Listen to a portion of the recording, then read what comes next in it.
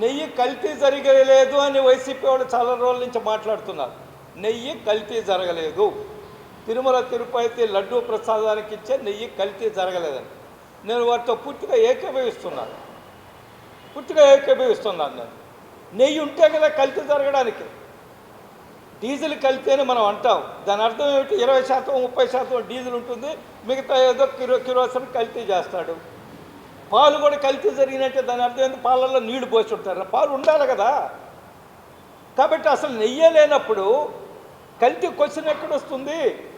నెయ్యే లేదు, ఆ నెయ్యి సరఫరా పేరుతోటి చేసే డైరీలకు పాలు లేవు, వెన్న సేకరించే శక్తి లేదు.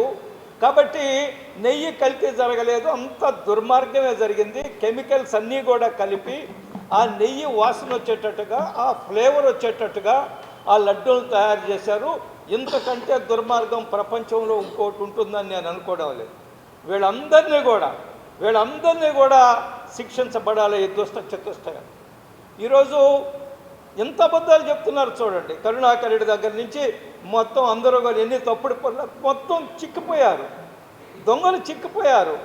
ఈ ఎలక్ట్రానిక్ యొక్క సాక్ష్యాల్లో వాళ్ళ అకౌంట్లో డబ్బులు, ఆ చిన్న అప్పన్న ఆయన అకౌంట్లో 4 కోట్ల చిల్లర, సుమారు 5 కోట్ల రూపాయలు ఏ విధంగా వచ్చాయి? అతను చాలా చిన్న ఉద్యోగి, ఇది క్లియర్గా అర్థమవుతుంది. అయినప్పటికీ కూడా వైసీపీ నాయకులు బుకాయిస్తున్నారు.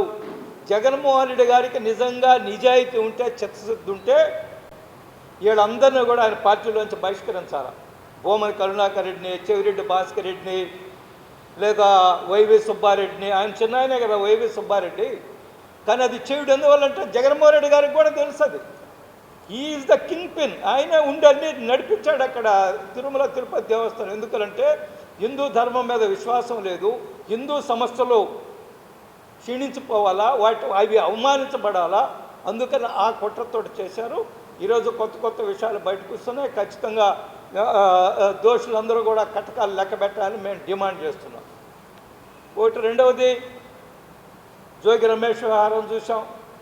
అదేవిధంగా అంబటి రాంబాబు, ఆ జోగి రమేష్ గారి శ్రీమతి అంబటి రాంబాబు గారి కుమార్తె బయటకు వచ్చి మాట్లాడుతున్నారు. మహిళలు మనం గౌరవిస్తాం, వాళ్ళ బాధ మనకు అర్థమవుతుంది. మా నాన్నని ఇట్లా చేశారని అంబటి రాంబాబు కుమార్తె మాట్లాడుతుంది. ఆయన జోగి రమేష్ గారి భార్య ఆమె శ్రీమతి వచ్చి ప్లీజ్ ప్లీజ్ ప్లీజ్ మా ఆయన్ని రక్షించండి, మా కుటుంబాన్ని రక్షించండి అంటున్నారు.